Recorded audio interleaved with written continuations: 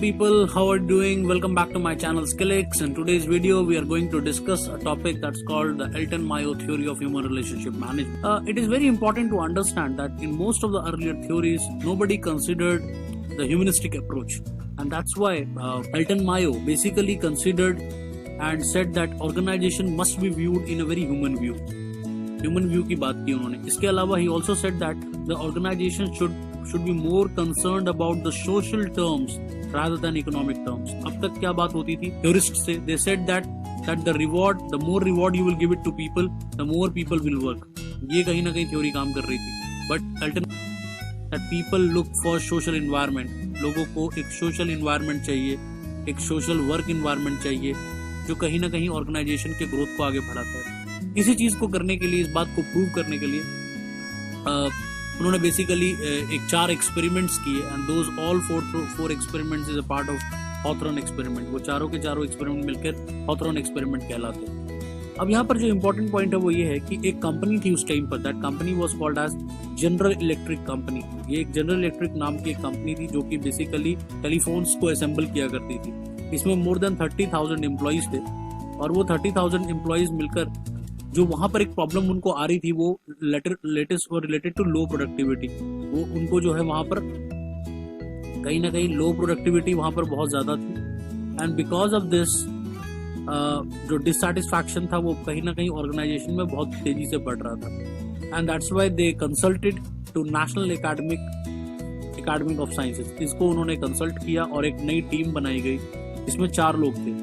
तो those 4 people were Elton Mayo, Whitehead, Roethlisberger and William Dix. तो William Dickson था basically, he was the part of Western Electric. ये Western Electric से ही थे. But all these 4 people they started working and conducting this experiments. उन्होंने experiments करना शुरू किया. तो सबसे पहला experiment जो उन्होंने किया that was called illumination experiment in 1924 to 1927. ये 3 सालों तक उन्होंने एक एक्सपेरिमेंट किया.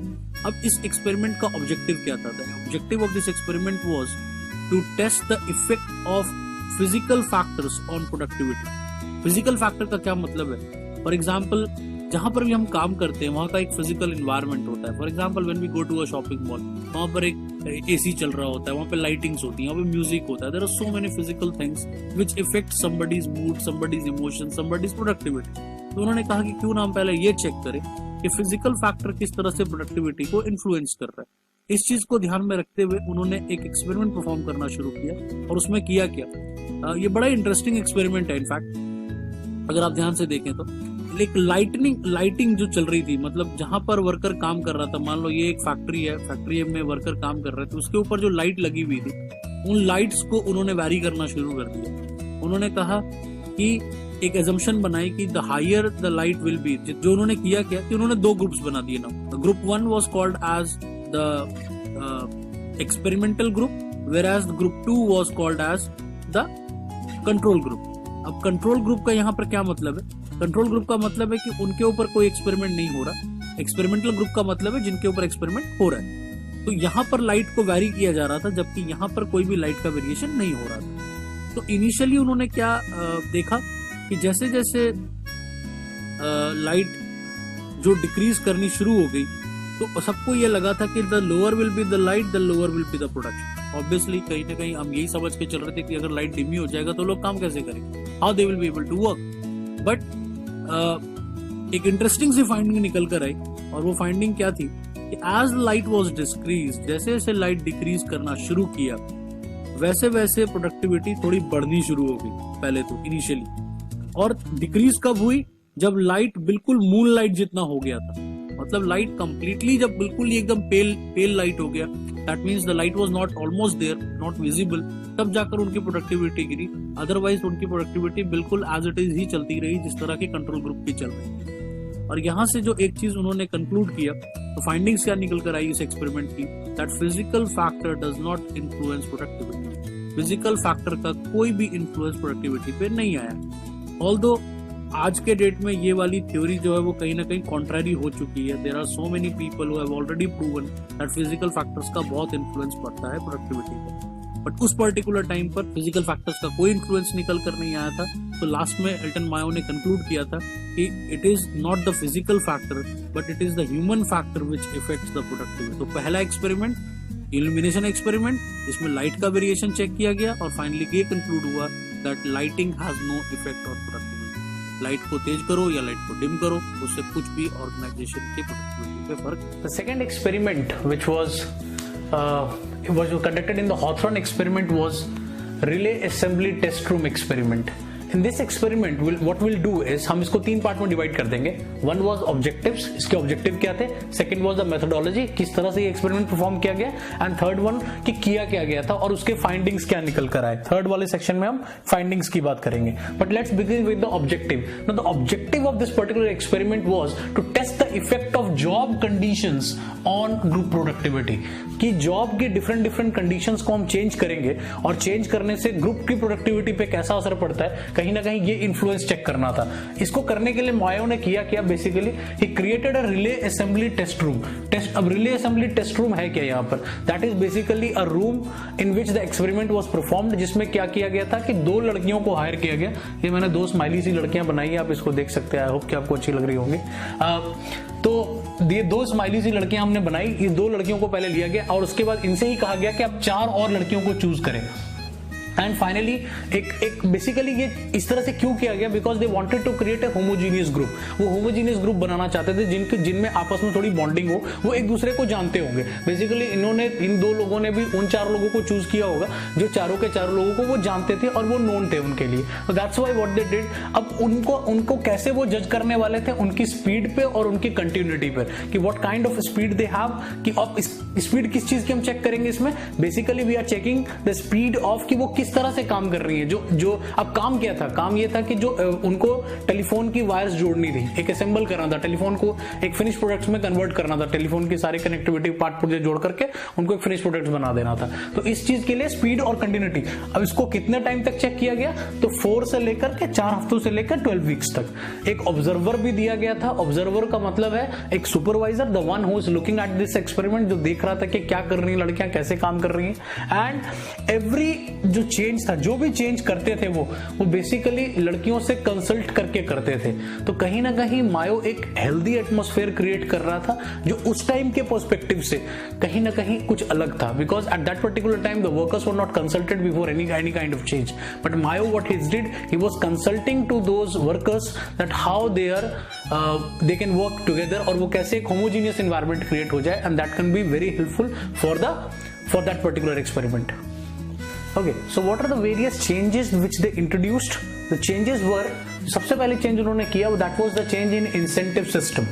Now, incentive system यहाँ पर क्या था? Incentive system पहले कैसे काम कर रहा था? That a large number of workers were taken into consideration for deciding your particular incentive. कहीं ना कहीं अगर 100 लोग कैसा परफॉर्म कर रहे हैं उसके हिसाब से इंसेंटिव डिसाइड होता था। बट इस पर्टिकुलर एक्सपेरिमेंट में since 6 girls were only there, सिर्फ 6 ही लड़कियां वहां पे इन्वॉल्व थी, तो रेस्ट ऑफ द 5 पर आपका इंसेंटिव डिपेंडेंट होता था। तो ऑब्वियसली वो 5 लोगों के साथ आपकी अच्छी होमोजेनिटी है, तो इसकी वजह से जो आउटपुट कैसा निकल कर आया, तो ये वाला साइड जो हमने आउटपुट का रखा है, that is productivity increase. The arrow shows that productivity increased, productivity बढ़ गई।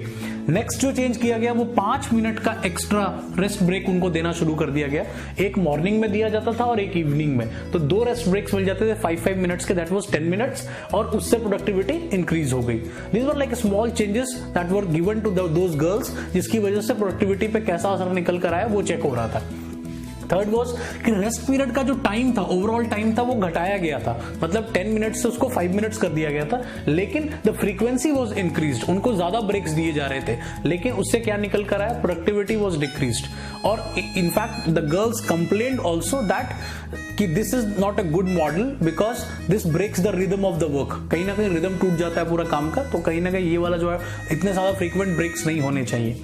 ओके, देन स्नैक्स दिए जाने लगे उनको, लाइक सैंडविचेस और कुछ बेसिक स्नैक्स उनको ऑफर किया जाता था इन द रेस्ट ब्रेक, जिनसे कि उनकी प्रोडक्टिविटी काफी बढ़िया हो रही थी। कहीं ना कहीं द गर्ल्स वर कहीं ना कहीं उनके अंदर एक फीलिंग जनरेट हुई थी, the management has little concern for them, management उनके बारे में सोचती है, और इसी वजह से उनकी भी प्रोडक्टिविटी कहीं ना कहीं बढ़ रही थी।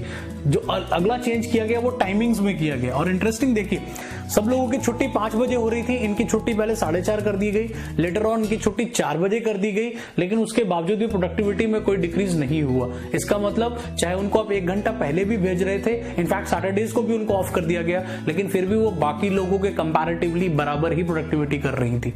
That's really great। इसके अलावा लेकिन ये सब कुछ करने के बाद कहीं ना कहीं the Mayo group feel that कि उन्होंने प्रूव कर दिया है कि जॉब कंडीशन का इफेक्ट कहीं ना कहीं प्रोडक्टिविटी पर है, ग्रुप की प्रोडक्टिविटी पर है। लेकिन लेटर ऑन व्हाट हैपेंड, उन्होंने जैसे ही सेटिंग को रिवर्ट बैक किया, मतलब ये सारे जितनी चीजें उन्होंने ऑफर की थी वो सब बंद कर दी and they were back to their original model, वो वापस ओरिजिनल मॉडल पे चले गए। लेकिन उससे भी क्या हुआ, प्रोडक्टिविटी डाउन ही नहीं हुई, प्रोडक्टिविटी जहां थी वहीं की वहीं रह गई, प्रोडक्टिविटी और ऊपर ही जा रही थी।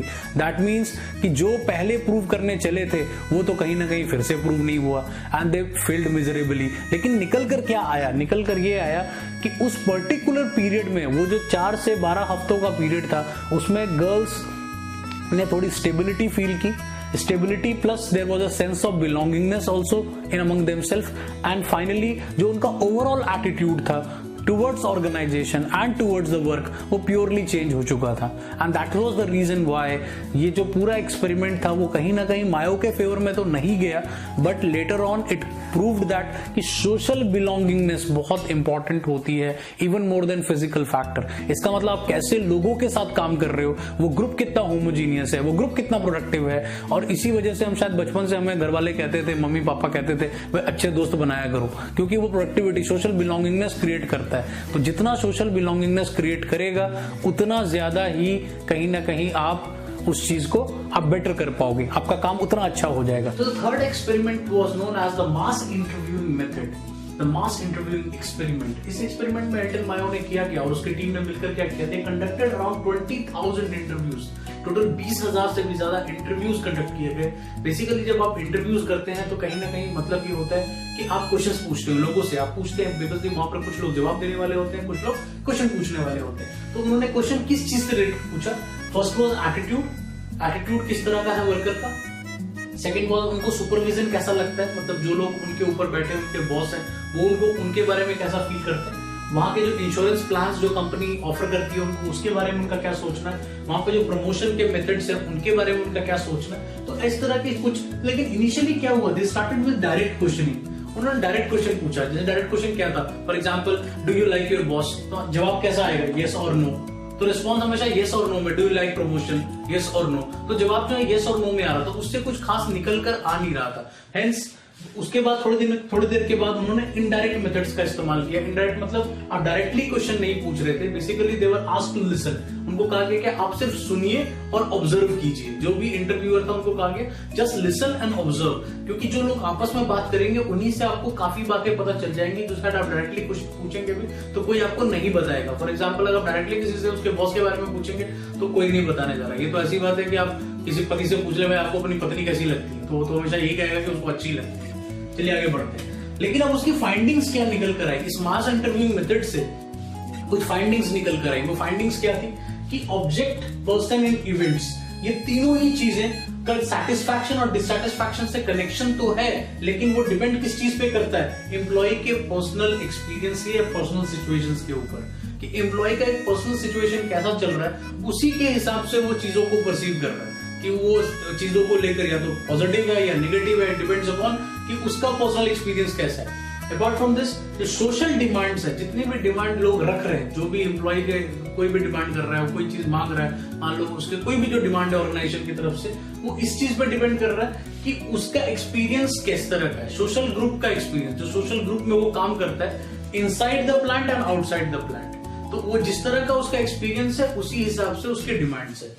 Third, everything is perceived based on the position of the worker. आप किस पोजीशन पर काम कर रहे हैं उसी हिसाब से आपको मैनेजमेंट की पॉलिसीज जो है वो इसी हिसाब से आपको अच्छी या बुरी लग रही है। तो ये सारी चीजें निकल कर आई, बट ओवरऑल जो बात निकल कर आई वो ये निकल कर आई थी दैट वाज कि वर्कर का जो बिहेवियर है that is completely influenced by group behaviour. वो जिस तरह के ग्रुप के लोगों के साथ काम करता है उसी हिसाब से उसका बिहेवियर बन जाता है। लेकिन एक चीज यहां पर अगेन मैं बता दूं, सिंस ये सारा का सारा प्रोसेस इंटरव्यू बेस्ड था, कोई एम्पिरिकल एविडेंस नहीं था, hence everything was not conclusive. सभी चीजें नॉन कंक्लूसिव थी, कुछ भी बहुत ज्यादा कंक्लूड नहीं कर पाया। तो एक और एक्सपेरिमेंट एल्टन मायो का जो उतना कामयाब नहीं हो पाया जैसे पहले 2 एक्सपेरिमेंट्स भी नहीं हो पाए थे। Last but not the least, the final experiment was the banking wire experiment. It's a very interesting experiment. ये बहुत ही मजेदार एक्सपेरिमेंट है और मेरे को लगता है आज भी इसकी इम्प्लीकेशन काफी हद तक काम करती है। How does it work? तो ऑब्जेक्टिव क्या था? फिर से ऑब्जेक्टिव की बात करेंगे। Objective was the impact of small group on individual behaviour.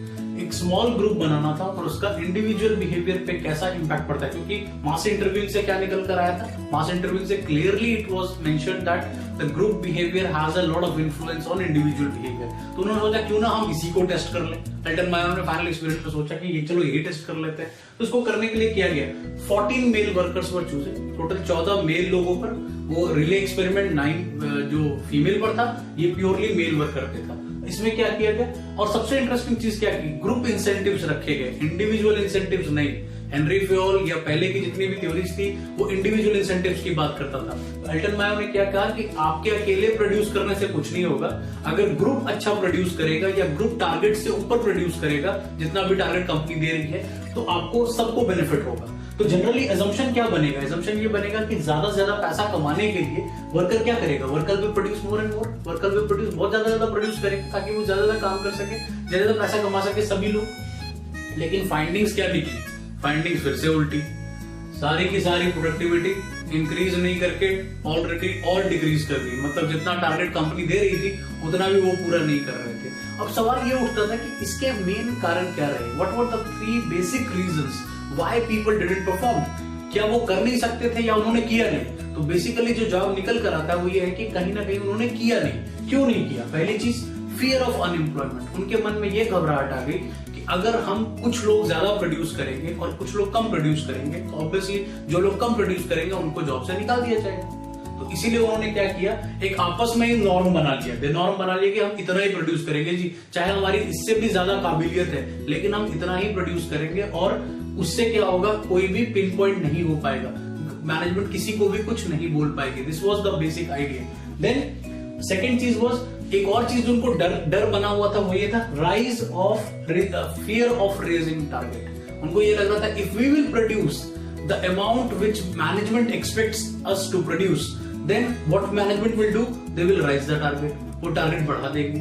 ऐसा अक्सर होता है और हम सबके साथ होता है, एज अ स्टूडेंट भी होता है। अगर हम घर पे पेरेंट्स के सामने ही अगर 94% ले आते हैं 10th में, तो पेरेंट्स सोचते हैं कि अगली बार बच्चा 94 से ऊपर ही लाएगा। They raise their target also. And third important thing is कि प्रोटेक्शन टू स्लोअर वर्कर्स। उनके मन में ये था कि हम जितने भी वर्कर, सभी लोग एक जैसे नहीं होते, एवरी इंडिविजुअल इज डिफरेंट, तो सभी वर्कर्स भी एक जैसे नहीं थे। इसीलिए कहीं ना कहीं उनके मन में ये चल रहा था कि अगर हम कुछ लोग फास्ट हैं और कुछ लोग स्लो हैं, तो स्लो वाले लोगों को भी प्रोटेक्ट करना हमारे ग्रुप का काम है। तो कहीं ना कहीं ग्रुप के नॉर्म्स तो बने, ग्रुप का स्टैंडर्ड तो बना, बट मायो की एक्सपेरिमेंट फिर से फेल हो गई। He was not able to conclude anything out of this also. Only a part of this कि जो इम्पैक्ट ऑफ स्मॉल ग्रुप पड़ा इंडिविजुअल बिहेवियर पर, बट मैनेजमेंट के फायदे के लिए नहीं था, वो कहीं ना कहीं उस ग्रुप के पर्टिकुलर फायदे के लिए था। With this we have concluded all the 4 experiments. हमने चारों के चारों एक्सपेरिमेंट्स कंक्लूड कर दिए हैं। इसके अलावा एक ओवरऑल इसका इम्प्लीकेशन है हॉथॉर्न एक्सपेरिमेंट का और क्रिटिसिज्म था, वो अलग वीडियो में हम कवर कर लेंगे, बिकॉज ये वीडियो काफी बड़ी हो गई है। प्लीज बताएं कि ये वीडियो आपको कैसी लगी, बिकॉज अब तक मैंने जितनी भी वीडियोस बनाई थी वो कहीं ना कहीं लैपटॉप्स को रिकॉर्ड करके बनाया था। This was the first time I am recording my self just like an lecture, जैसे मैं क्लासरूम में पढ़ाया करता था। तो आई होप कि आपको ये अच्छा लगा हो। जैसा भी अपना फीडबैक अपने कमेंट सेक्शन में जरूर बताएं। I hope, thank you so much. Will meet in the next video.